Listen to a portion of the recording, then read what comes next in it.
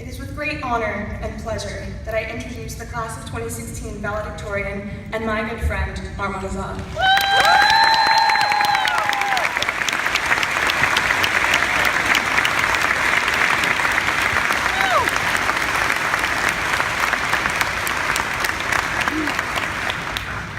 Thank you so much, Haley, for your introduction.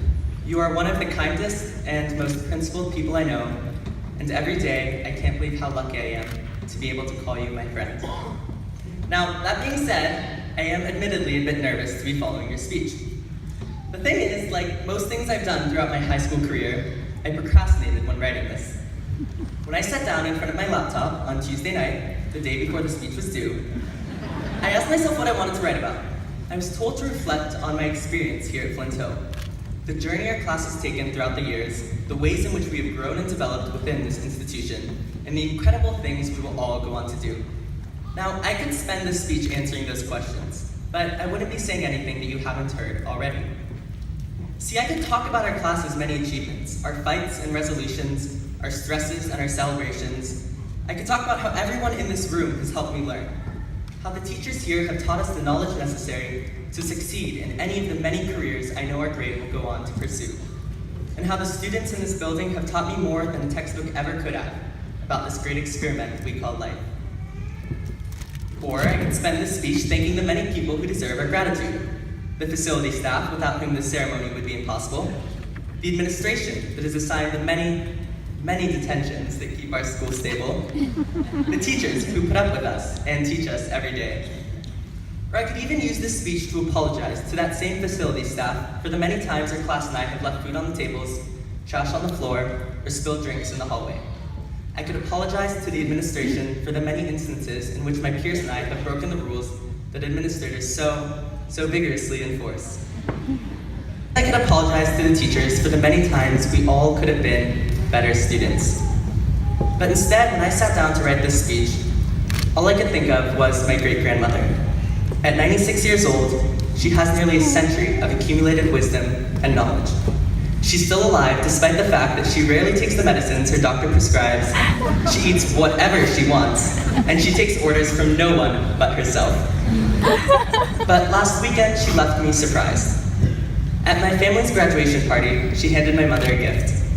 It was a thin, unmarked, and unaddressed envelope, and as she handed it to my mom, she said, "I don't know how to write, but this is for Arman." In that moment, my heart sank. One of the wisest women I know wasn't able to do one of the skills I so often take for granted. I was shocked, but I shouldn't have been. She grew up in an era when women weren't granted an education, when women weren't offered the chance to be the CEOs, lawyers, and surgeons that so many are today. And while we are incredibly lucky to attend a school and live in a country where we can be all of those things regardless of our gender, there are millions of people throughout the world without access to the same opportunities. And that's why today, I'd like to focus not on celebrating our many accomplishments, recognizing our many flaws, or reaching out to the many people who undoubtedly deserve our thanks, but instead on the choice that faces us now.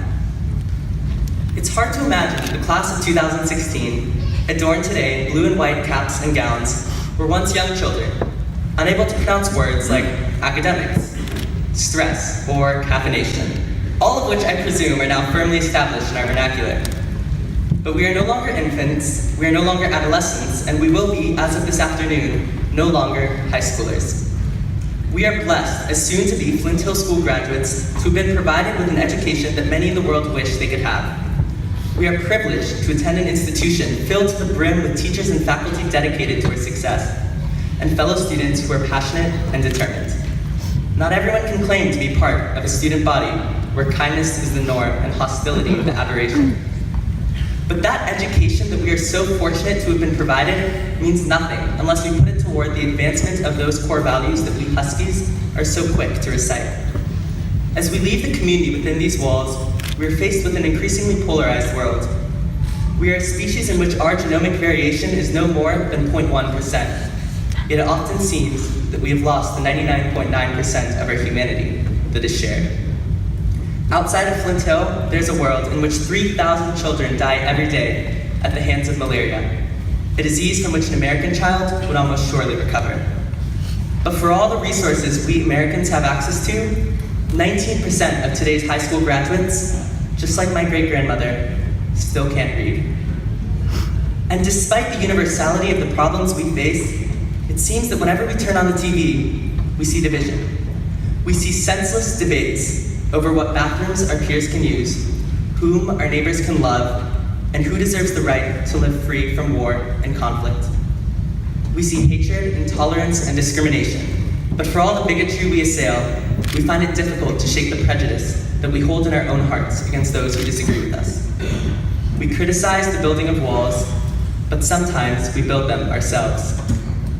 So it's up to us, the leaders of tomorrow, to tear down those barriers, because it has always been bridges of opportunity, not walls of division, that have made America great. I consider myself lucky.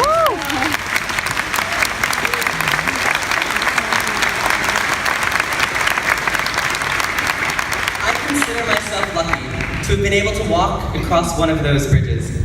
See, I wouldn't be standing here today had our nation's generosity not allowed my mother and father to immigrate to America in search of a better life for them and their children. The people I have impacted and the people who have impacted me have come from all walks of life. They are black and white, Hispanic and Asian, young and old. They are able-bodied and disabled, gay and straight, poor and wealthy. They are Democrats and Republicans, conservatives and liberals. But if we are to have learned one thing as a class here at Flint Hill, I think it should be that we are all among the lucky ones. We hold the doors open for our classmates and we say thank you to our teachers at the end of class, even when our assessments turn out worse than we had hoped, or our days less exciting than we had imagined. And those mathematical expressions that we can now integrate, or those international treaties that we can now recite, those are important. But more so is the recognition that we at Flint Hill have been afforded the chance to learn that knowledge in a place where we can play soccer in the fall and act in a play in the spring. A school in which we can sing in a choir in the morning and then write for a newspaper in the afternoon. An institution in which we go to our teachers and administrators not just for help with homework, but also distress and heartbreak. But what we do with that education and the way we choose to live our lives from today forward is up to us. As we leave the sheltered community within these walls, we have a chance to use our privilege for the furtherance of human knowledge, and the chance to use our literacy to change the lives of those around us for the better. And that may sound idealistic, and it probably is, but if I have noticed one thing over my past 14 years here at Flint Hill, it is that trying is far more important than knowing you'll succeed. So I ask that in the lives we are soon to live, we make the right choice. We decide to work toward making the world a better place. We decide to treat others with respect and dignity. We reject blind ideological and political division, and we find common ground wherever it may lie. Because a diploma is but a piece of paper, and the academic education behind that diploma is but information. What truly matters are the people behind that education. And those people aren't just the teachers who graded my papers. They're all of you in the front rows and audience today.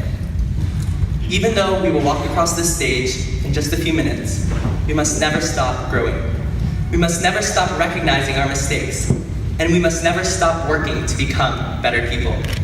It's in that spirit that I hope you will join me in striving to live a life of purpose, to be of use in the 78.74 statistical years that we have to live, 22% of which have already gone by.